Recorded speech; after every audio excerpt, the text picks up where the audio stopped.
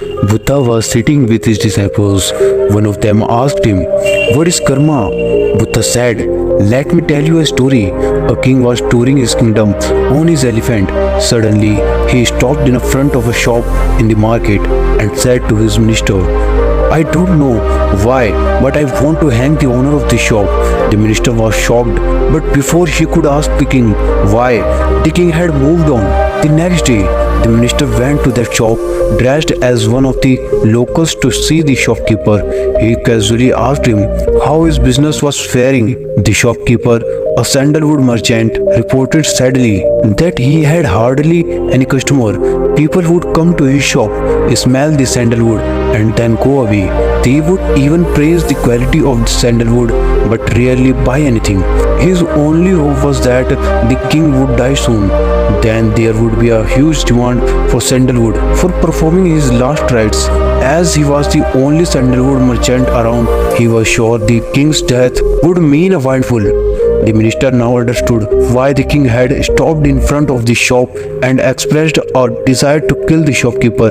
Perhaps the shopkeeper's negative thought vibration had subtly affected the king, who had in turn felt the same kind of negative thought arising within. The minister, a noble man, pondered over the matter for a while without revealing who he was or what had happened the day before. He expressed a desire to buy some sandalwood.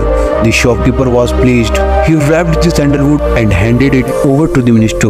When the minister returned to the palace, he went straight to the court where the king was seated and reported that the sandalwood merchant had a gift for him.